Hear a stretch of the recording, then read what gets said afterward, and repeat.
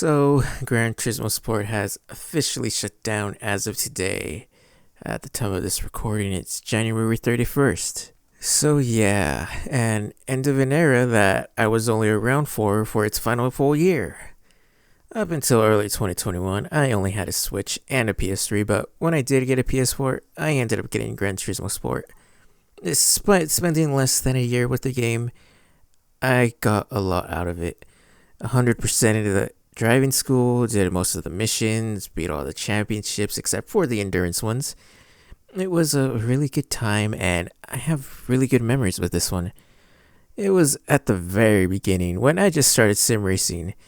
Yeah, I had Gran Turismo 3, and I want to play that one occasionally, and I also did have Grid Autosport, but with Joy-Cons, it's basically an arcade racer. But Gran Turismo Sport is where I actually learned about proper racing lines, braking points, apexes, brake biases, balances.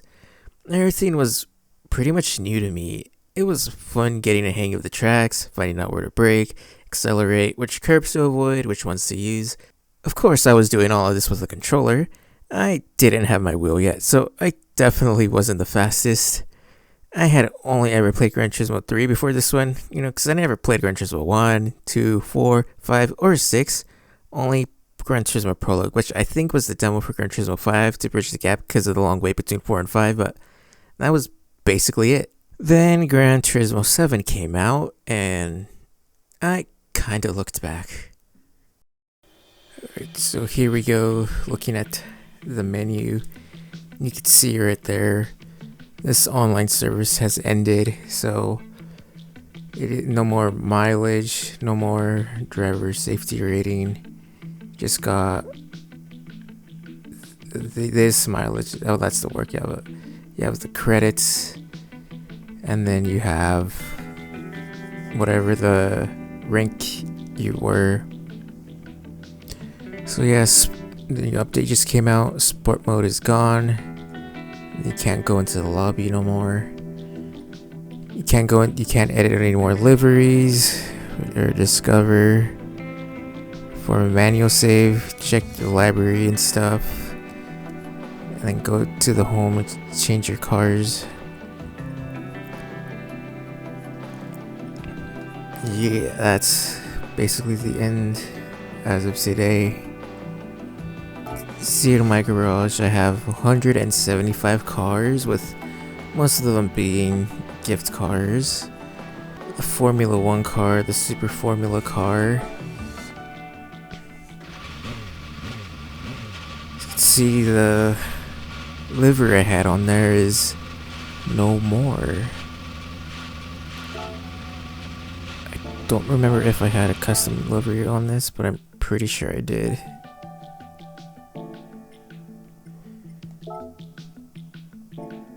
I'm pretty sure they removed the livery thing here, which is weird because I thought that when you downloaded saved reply to livery to the car, that it saved manually to locally on your console. But yeah, I guess they just say you just didn't actually download them or save them locally. They were just connect to the server, because I had a Mario Kart livery on this one, and now it's nothing. So Gran Turismo Sport has been sent to the Shadow Realm, so to speak. Let's see if there's anything in our library though. No, not even the photos. No replays, no race photos.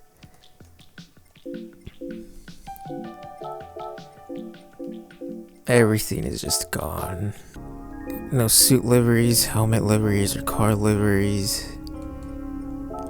You can't even check your status or your life log, your menus and stuff like that.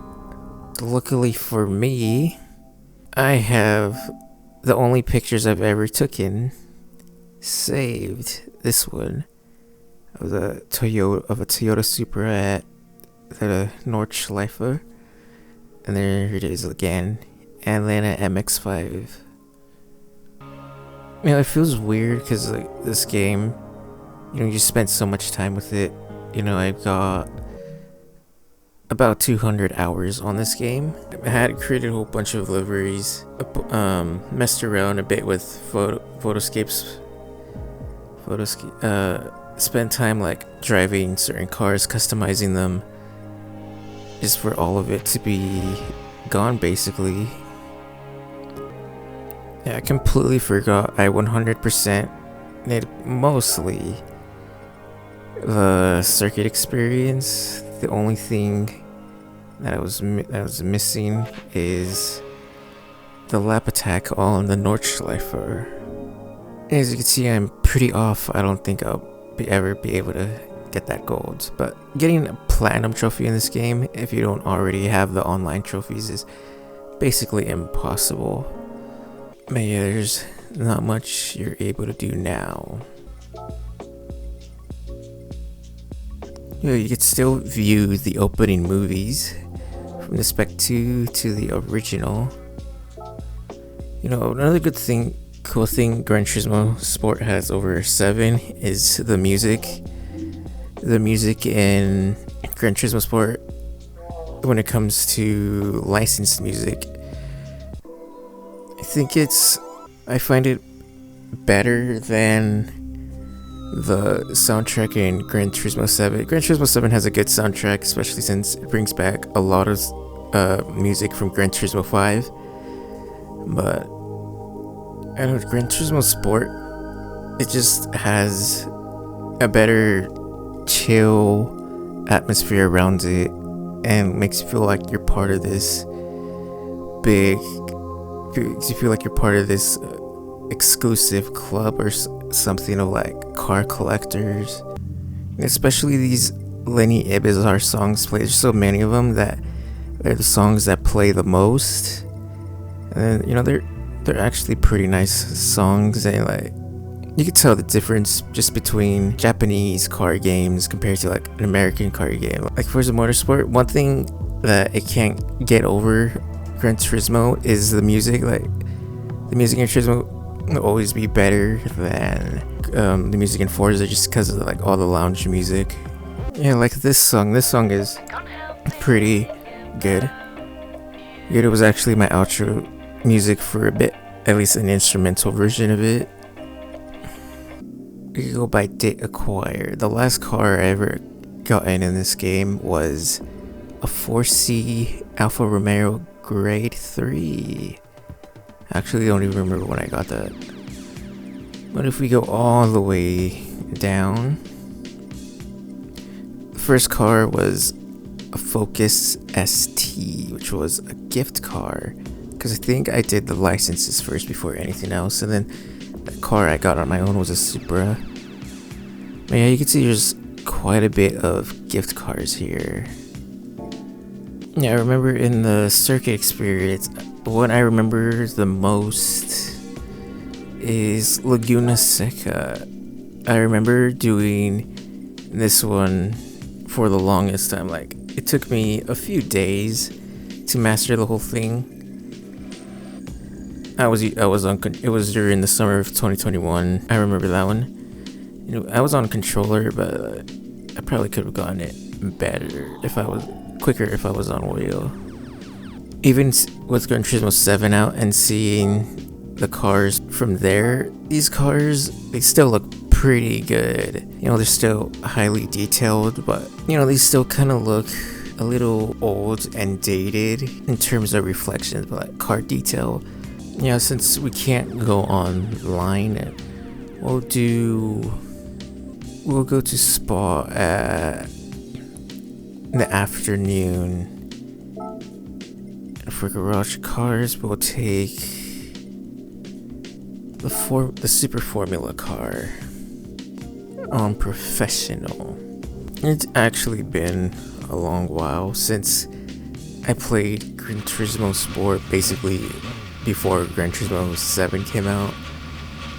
One thing that I would give Gran Turismo Sport over Gran Turismo 7 is that I prefer the way the cars handle in Gran Turismo Sport, because they're a bit more oversteery compared to Gran Turismo 7, where they're more prone to understeer. But that's just a personal preference of mine.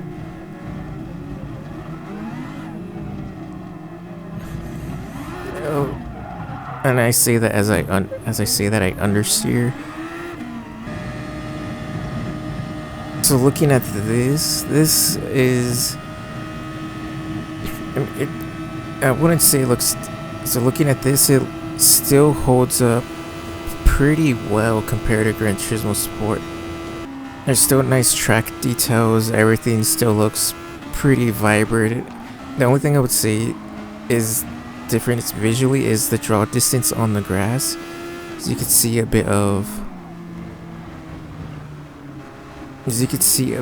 popping in the distance.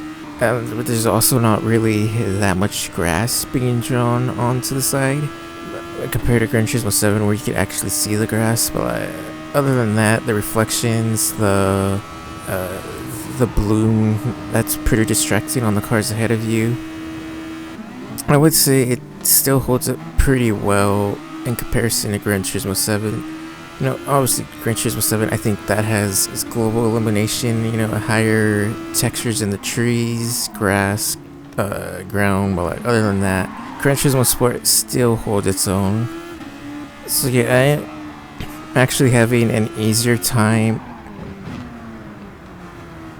bad timing, but I'm actually having an easier time driving and controlling these cars than I do in Gran Turismo 7, just because they are more prone to the oversteer, so you can kind of just throw the steering wheel in the direction you're trying to turn, and the car will turn.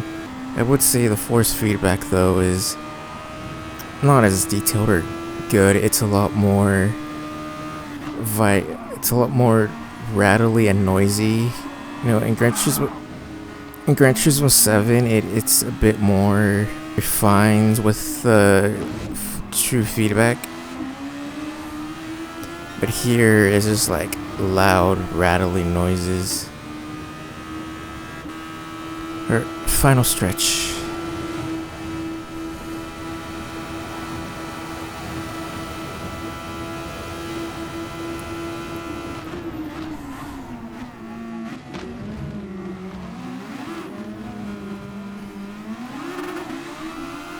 Okay, so I couldn't get this race, but a second.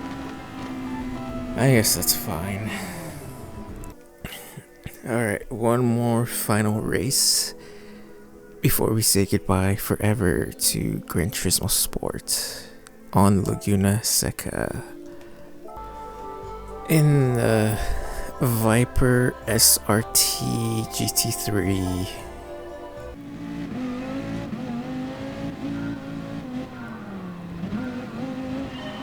Alright, we'll do chase cam for a bit.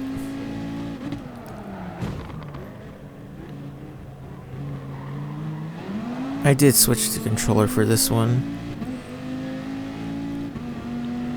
just to get that, and I did set the time to sunset for that vintage Gran Turismo 3 feel. You can see that the sounds between Sport and 7 didn't change that much, and neither did the heads up display, which I guess it's fine.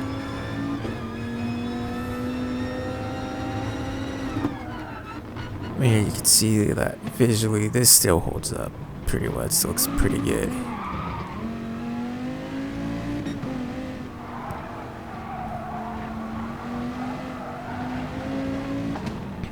Oh, another thing in terms of handling, and here I could drive with all the assists off, whereas in 7 I need the counter steering on, or is either the counter steering or active stability management on, because I just spin too much compared to here where you have more grip.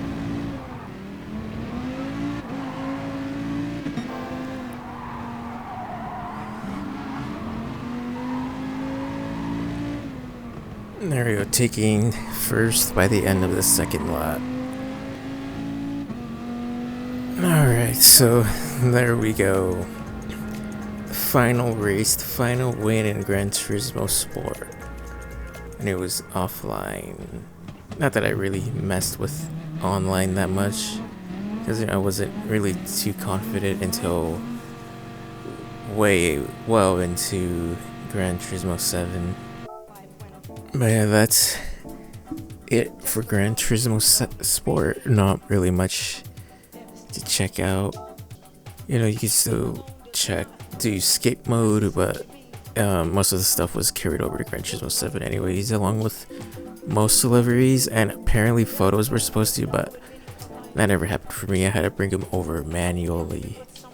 Nothing much else to do except for some campaign stuff. Yeah, the trophies that are basically unobtainable now, and then some other stuff that I could still get, but I haven't. But yeah, that's Gran Turismo Sport. A lot of good memories with this game, a lot of good times, but it's time to move on.